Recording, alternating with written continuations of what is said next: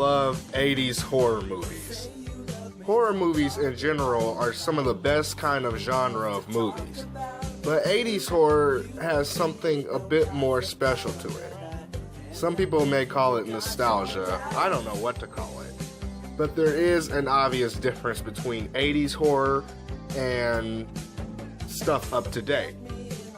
And while there are a lot of good scary movies that came out in the 80s, there is one that stands out from the rest of the crowd. Tom Eberhard's 1984's Night of the Comet is one of my absolute favorite 80s horror flicks. It's not as dark as something like Halloween, and it's not really that scary at all, but it's very interesting and very fun. If I were to compare it with any movie today, it kind of reminds me of Happy Death Day. It's got that horror mixed with comedy theme going on, but never getting too silly. It really balances the emotional and comedic tone. This movie really embraces everything that's wonderful about the 80s, from the music to the fashion. So, in the story, everyone on Earth is celebrating a rare comet that makes its way near the globe. It's kind of like a Halley's Comet. It only comes around once in a lifetime, so it's a really big deal. Everybody's throwing parties, and everybody wants to go out and see it.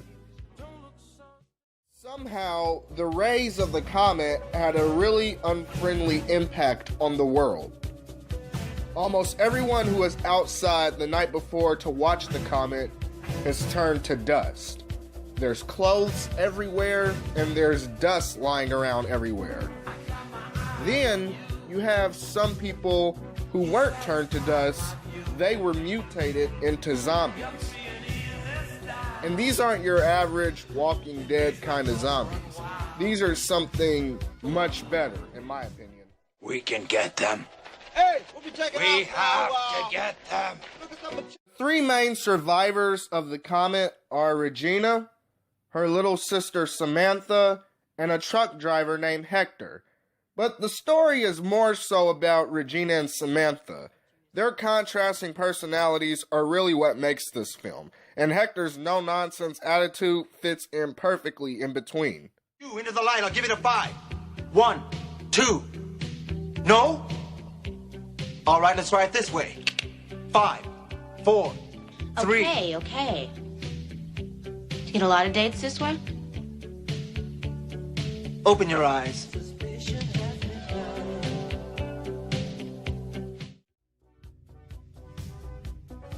The overall look of the film is just rich in imagery. It gives the post-apocalyptic city of LA a red hazy smog that covers the sky in the daytime, and it really sets the ominous tone for the movie.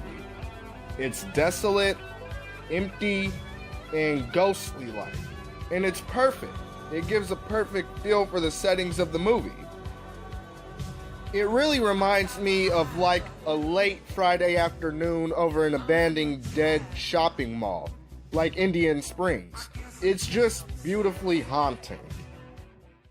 Adding on top of that, there's the tremendous oppositions that the girls face as they make their way throughout the city.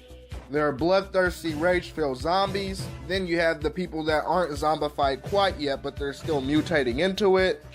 And a secret government organization that had suspected and prepared for the comet's effects, but inadvertently left their ventilation systems open and allowed the deadly dust to permeate their base.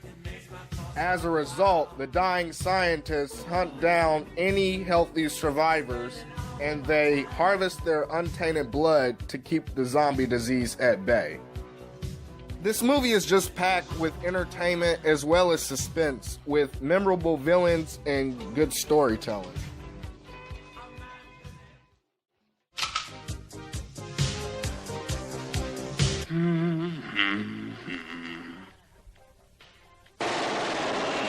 You dirty rat. Get her, boys. I actually haven't seen that many zombie movies. I could count on one hand how many I've seen. I see zombies and stuff like that more so in video games like Resident Evil or cartoons and shows like that episode from the Batman called Strange New World. Although, one thing about this movie that's abundantly clear from the start is that this movie is unlike any other zombie movie or post-apocalyptic world movie that you've ever seen. In the middle of the night, my father yells, "What you gonna do with your life? Oh, Daddy, do you know you're skill number one? But girls, they wanna have fun. Oh, girls just wanna have, that's all they really want." Night of the Comet is a shining example of a great 80s movie and a great chick flick. It's a movie that I'm surprised hasn't been retold like so many other horror films in the 70s and 80s. But that's probably a good thing because this movie is such a good classic, why touch it?